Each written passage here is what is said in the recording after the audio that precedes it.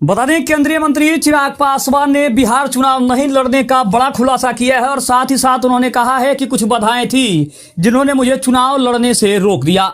चिराग पासवान ने किया सबसे बड़ा खुलासा। आखिर वो कौन सी बाधा थी, आइए इस खबर में जानने की कोशिश करते हैं।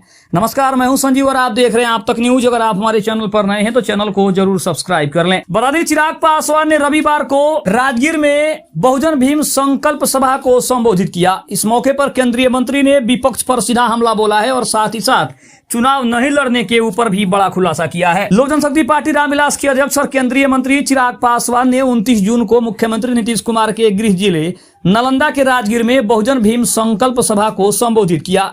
इस मौके पर चिराग ने कहा कि कई लोग इस बात से घबराए हैं कि मैं बिहार आना चाहता हूं और वे जानना भी चाहते हैं कि क्या मैं यहां चुनाव लड़ूंगा। तो मैं उन्हें बता देना चाहता हूं कि मैं बिहार के लिए विधानसभा चुनाव लड़ना चाहता हूं ताकि बिहार फर्स्ट, बिहारी फर्स्ट का मेरा सपना साकार हो सके। हालांकि उन्होंने किसी का नाम तो नहीं लिया, लेकिन केंद्रीय मंत्री ने कहा कि मेरे रास्ते में बाधाएं खड़ी की जा रही है, लेकिन मैं निराश नहीं होने वाला व्यक्ति हूँ। मेरी पार्टी में विभाजन और मेरे परिवार में दरार पैदा करके मुझे तोड़ने के पहले प्रयास मुझे हतोत्साहित करने में भले विफल रहे हैं और मैं पार्टी कार्यकर्ताओं से आग्रह करता हूं कि वे सभी 243 विधानसभा क्षेत्रों में फैल जाएं और राजग की जीत के लिए उसी तीव्रता के साथ लड़ाई लड़े। चिराग पासवान खुद मैदान में हों, आप मुझे विधानसभा चुनाव में राजग की जीत दिलाइए, मैं आपको एक विकसित बिहार दूंगा। जैसे ये ऐलान हुआ उसके बाद से चिराग पासवान के नाम की जो गूंज है वो पूरे मैदान में गूंजने लगी। केंद्रीय मंत्री चिराग पासवान ने लोगों से इंडिया गठबंधन के प्रति सचेत रहने का आग्रह किया और आरोप लगाया कि वे विधानसभा चुनावों से पहले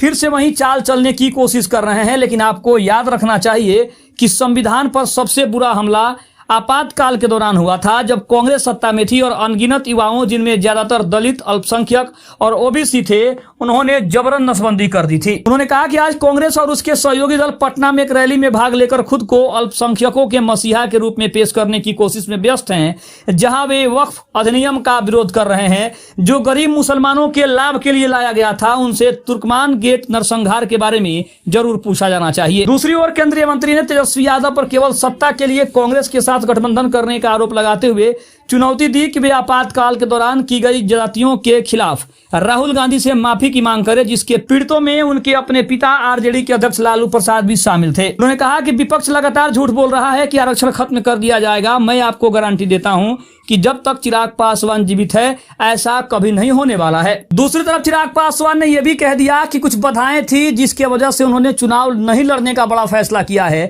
और उन्होंने चुनाव लड़ाने का जो बड़ा फैसला किया है इसके पीछे का तर्क भी चिराग दे रहे हैं। उनको लगता है कि विधानसभा चुनाव में न उतरकर भी वो काफी ज्यादा अपने आप को बिहार में स्थापित कर पाएंगे। ये उनकी अपनी सोच है।